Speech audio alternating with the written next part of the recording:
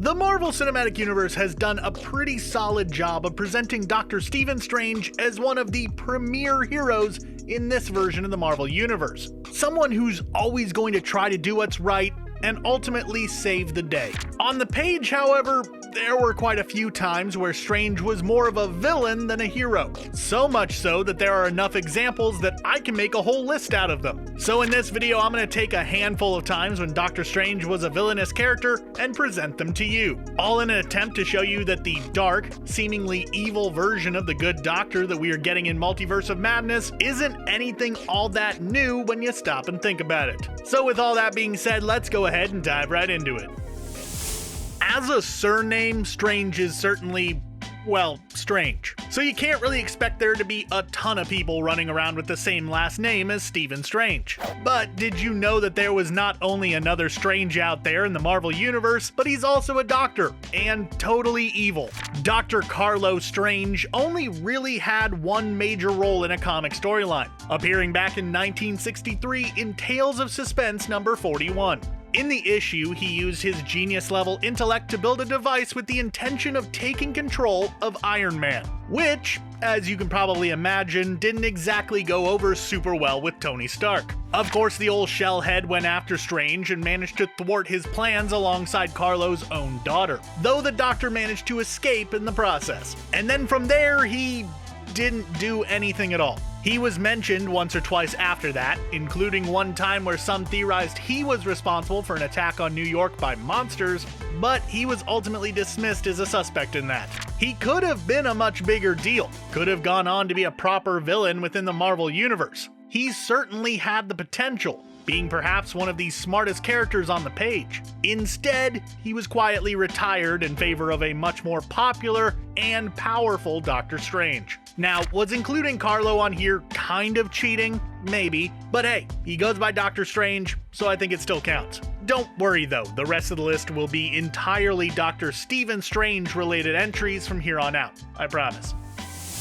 Of course, I had to include the zombified version of Doctor Strange on the list of times Doctor Strange was actually the bad guy. He's literally an undead monster that just wants to eat people. If that doesn't sound like a bad guy, I don't know what does. Doctor Strange from Earth 2149 was basically identical to the one from the mainline Marvel Universe, right up until the zombie outbreak started. At that point, Strange joined up with a handful of other heroes and villains and went down to battle the Horde, which didn't exactly end well, as Strange was zombified in the process. From there, Strange played a minor part in a few of the stories that took place in the zombies version of Earth. He was present when the Horde besieged Castle Doomstadt, hoping to gain access to a sizable stash of meat there. He was also one of the zombies who attacked the ultimate version of Reed Richards when he crossed over into the zombie Earth, and was a member of Kingpin's Undead Alliance, providing him with the ability to see into other universes, something that proved essential to Kingpin's plans. So while he didn't do anything on the same level as some of the other entries on this list that I'll get to shortly, many of whom could have threatened all of existence as we know it, he was still pretty freaking evil.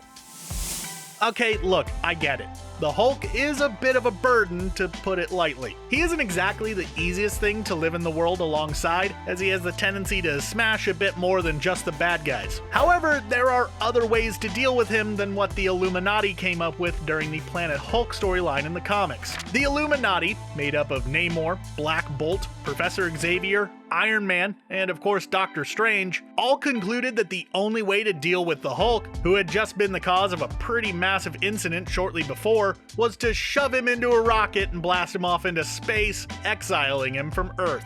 Now, even if you are a fan of Doc Strange and the rest of the Illuminati, you've gotta admit that that's kind of a jerk move. And the Hulk felt the same way, as when he finally managed to make his way back to Earth, he made sure that all the members of the Illuminati knew how he felt about the way they had treated him. So, okay, this is a situation where Strange wasn't necessarily a villain per se, but that being said, horrible things being done with the best of intentions are still horrible.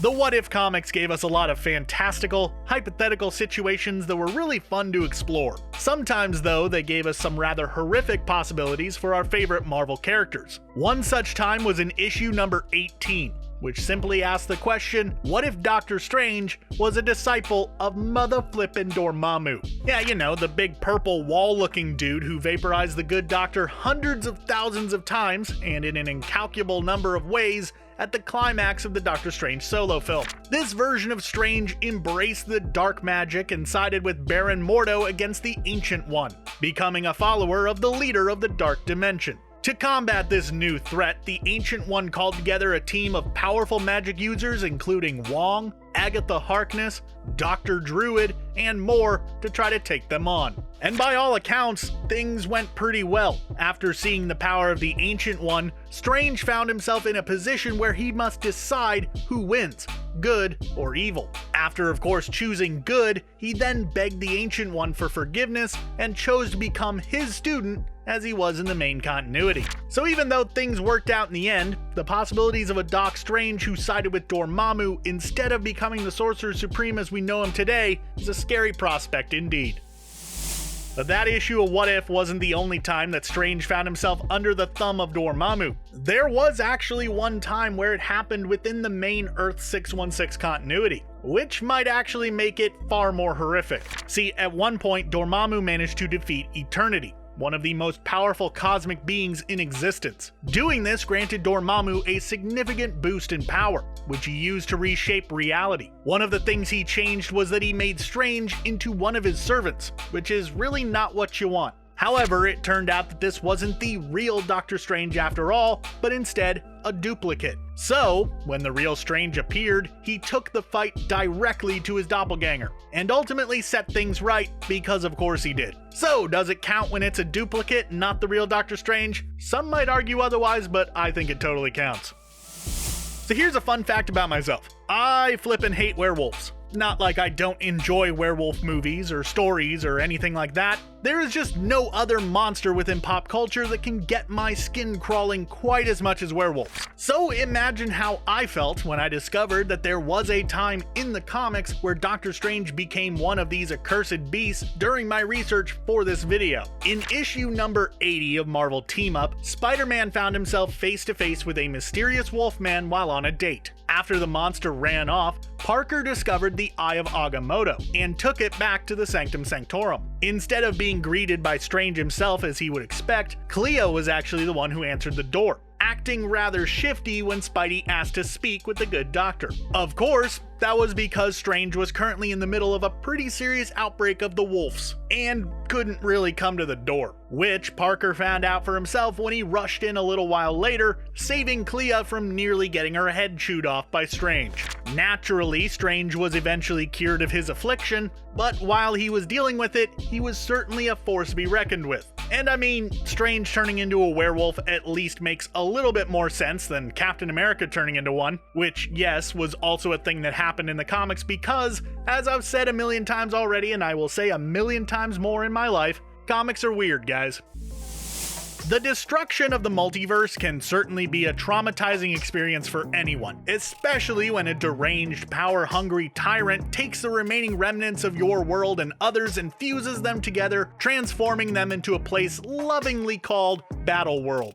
But that's no excuse to become a bit of a jerk. While under the thumb of God Emperor Doom, Stephen Strange became Sheriff Strange, advisor and close ally to Doom, as well as the guy who carried out Doom's will amongst the denizens of Battle World, which usually meant not great things, given that Doom tended to rule with an iron fist, cause you know, tyrant's gonna tyrant. And he did quite a bit in the name of Doom, serving the God Emperor faithfully. That is, until Reed Richards entered the fray. You see, up until this point, Doom refrained from entering combat alongside his troops, avoiding direct conflict himself, which actually sort of makes sense. However, once Reed was part of the fight, Doom directly took action against those that opposed him. Strange, having begun to kind of sorta see the error of his ways, teleported the heroes away, and as such was confronted by Doom, who accused him of disobeying him. Once Strange inferred that Doom was behaving the way he was because he was afraid of Reed Richards, Doom straight up killed him for saying this, bringing an end to Sheriff Strange. But don't worry, Battle World didn't last very much longer after that, eventually being destroyed itself as Earth-616 was brought back into existence proper, giving us the mainline good guy Doctor Strange that we all know and love once again. Either way, the time that Strange was a servant of Doom really stuck with me, and showed me that some of the most terrifying moments of the comics are the ones where Strange is not in total control of what he does. Speaking of times where Strange wasn't in total control, I've got to bring up the time where he was transformed into a Ghost Rider-esque creature under the control of Mephisto himself. During the Damnation story arc in the comics, Strange attempted to resurrect the entire city of Las Vegas that had been wiped out by Hydra shortly before. Mephisto, understandably, didn't exactly like the idea of Strange taking back a bunch of souls, so he trapped the good doctor inside his Hotel Inferno and challenged him to a game of blackjack, stating that if Strange won, he would release all of the souls as Strange wished. But if Mephisto won, he'd get Strange's soul. Strange did wind up winning, though he had to cheat to do so, which didn't exactly sit well with Mephisto, who in turn took Strange's soul and turned his body into a flaming skull having Ghost Rider. As all of that was going on though, Wong summoned together a new roster of Midnight Suns, made up of Blade, Dr. Voodoo, Elsa Bloodstone, Johnny Blaze, Iron Fist, and Man-Thing, in order to oppose Mephisto's demon army in an attempt to save Strange. Long story short, the Midnight Suns wound up facing off against Strange along with a whole slew of demonized Avengers, and ultimately won the day when Johnny Blaze entered Hell and claimed the Infernal Throne for himself, freeing all of the souls that Mephisto had claimed and stopping his evil machinations. This is honestly one of my favorite storylines as of late, as I have been personally spending more and more time reading about the Midnight Suns, since I am starting to think that the MCU is setting up for an appearance of the team at some point in the near future. Oh, big shocker, a place called the Cancerverse contains a ton of twisted and disgusting versions of beloved characters. Who could have possibly seen that coming? On its face, the basic idea of the Cancerverse, designated Earth 10011, doesn't sound like the worst thing. It's a version of the Marvel Universe where death was defeated, meaning that life could run rampant in this world. Doesn't sound all too bad, right?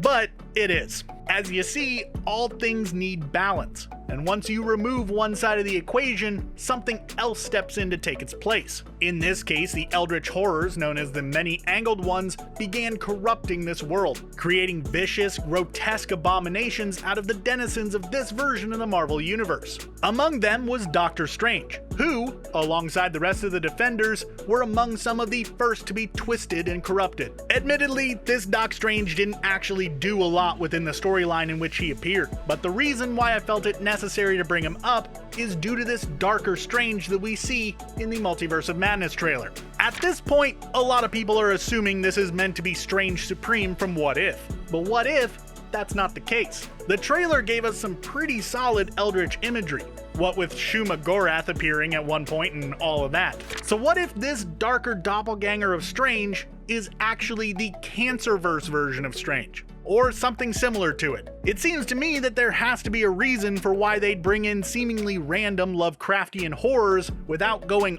all the way with it. That's probably not going to be the case, but hey, it's certainly a possibility and something fun to think about. Just imagine if they had the Cancerverse be a bigger deal than just bringing in the evil Doctor Strange, and instead had a bunch of different twisted Avengers characters making their way in as well. Maybe even the Cancerverse Scarlet Witch to help show Wanda that there are consequences for messing with the Darkhold and using her powers unchecked. It's probably just Strange Supreme though.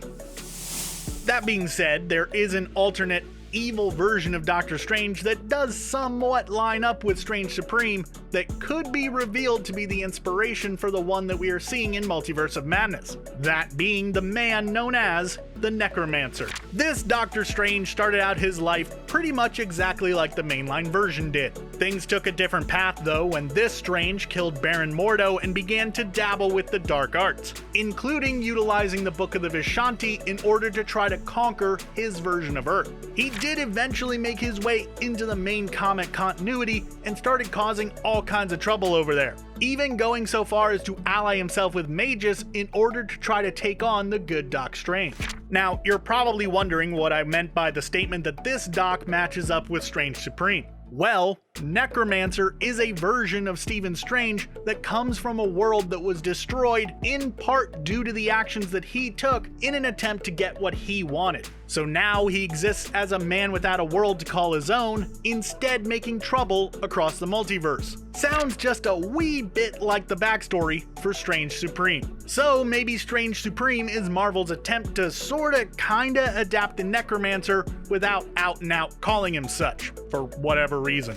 It's definitely a possibility, though I'm still much more of a fan of the idea of the Dark Strange being the Cancerverse version, but hey, you can't always get what you want. Hey there everyone, I'm John Algetz. I made this video and I want to know what you think. Which of these evil Doctor Strange moments were your favorite? Are there any that I didn't talk about? Let me know in the comments down below or shoot me a response over on Twitter. I'd love to hear from you. Thanks for watching and be sure to subscribe to CBR for more great videos just like this in the future.